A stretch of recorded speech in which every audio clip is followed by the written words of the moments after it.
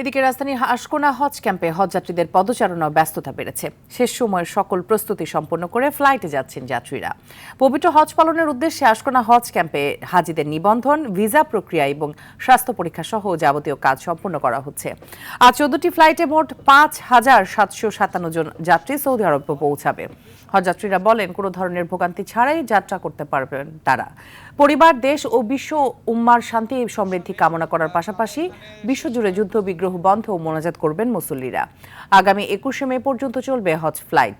এ সময়ে মোট 207টি ফ্লাইট পরিচালিত হবে, যার মধ্যে 102টি বিমান বাংলাদেশ এয়ারলাইন্স, 75টি সাউদিয়া এবং 30টি ফ্লাইনাস পরিচালনা করবে। আবার হজে যাচ্ছি, আল্লাহ যেন আমার নিয়ত কবুল করে। কোনো রকমের কোনো সমস্যাই ফেস করি নাই, যথাযথ নিয়মেই ওনারা সবকিছু শেষ করে মোটামুটি আমার ইমিগ্রেশনও ফুলফিল হয়ে গেছে। এ পর্যন্ত কোনো অসুবিধা বোধ করি নাই, আলহামদুলিল্লাহ ভালো। আল্লাহর কাছে দোয়া করুন যেন সারা পৃথিবীর মুসলিমেরা যেন সুখে শান্তিতে থাকুন। দর্শক, আশকোনা হজ ক্যাম্প থেকে সরাসরি যুক্ত হচ্ছেন আমাদের সহকর্মী হাসান মাহমুদ। হাসান, আজ মোট কতটি হজ ফ্লাইট সৌদির উদ্দেশ্যে ছেড়ে যাবে এবং যাত্রীদের কোনো অসুবিধা হচ্ছে কিনা জানাবেন।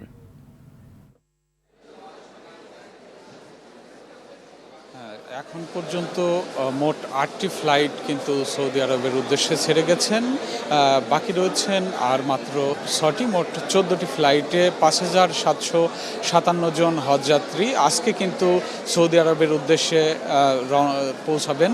তো আমরা দেখতে পাচ্ছি যে এখানে যে বাকি ফ্লাইটগুলোর যাত্রীরা রয়েছেন তারা কিন্তু ইমিগ্রেশন সম্পন্ন করার উদ্দেশ্যে এবং তাদের বাকি যে শেষ সময়ের যে প্রস্তুতি সেগুলো সম্পন্ন করার জন্য কিন্তু তারা লাইনে দাঁড়িয়েছেন। তাদের এখানকার শেষ সময়ের প্রক্রিয়া সম্পন্ন হওয়ার পরেই কিন্তু এখান থেকে যানবাহনের মাধ্যমে তাদেরকে সরাসরি এয়ারপোর্টে পৌঁছে দেওয়া হচ্ছে। তারপরে তারা ফ্লাইটের মাধ্যমে পবিত্র হজের উদ্দেশ্যে আসলে মক্কায় পৌঁছাবেন। আমরা এখানকার বেশ কিছু যাত্রীদের সঙ্গে কথা বলে জানতে পেরেছি, তারা কিন্তু বলেছেন যে এখন পর্যন্ত তাদের কোনো ধরনের ভোগান্তি এবং কোনো ধরনের কোনো সমস্যায় পড়তে হয়নি।